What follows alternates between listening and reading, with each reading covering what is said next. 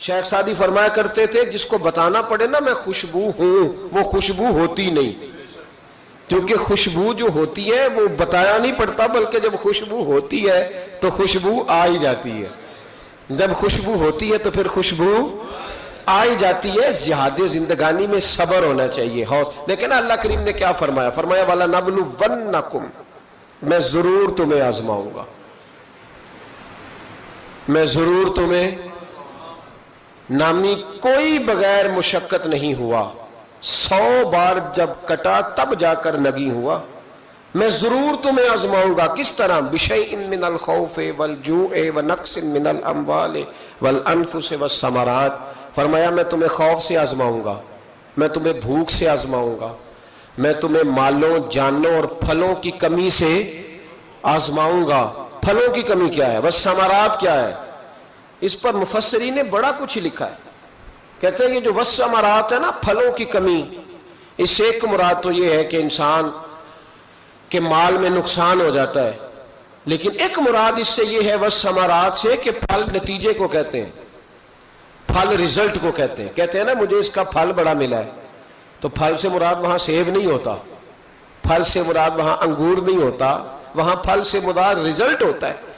تو فرمایا والثمرات، میں تمہیں پھلوں کی کمی سے آزماؤں گا، یعنی تم بڑی محنت کرو گے، بالکل صحیح چلو گے، حق پہ ہوگے، لیکن نتیجہ تمہاری مرضی کا نہیں آئے گا، رزلٹ تمہاری کو نہیں سمجھ آئی آپ کو میری بات، رزلٹ تمہاری مرضی کا۔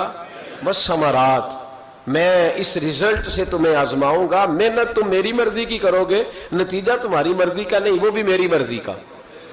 رزلٹ بھی جنگ احد میں صحابہ کی جد و جہد میں کوئی شک نہیں تھا، پر نتیجہ اللہ کی مرضی کا نکلا، نتیجہ اللہ کی مرضی کا نکلا۔ میرے بھائی، میدان کربلا میں امام حسین کے ساتھ خدا تھا، اللہ کرے آپ کو سمجھ آئے میری بات کی۔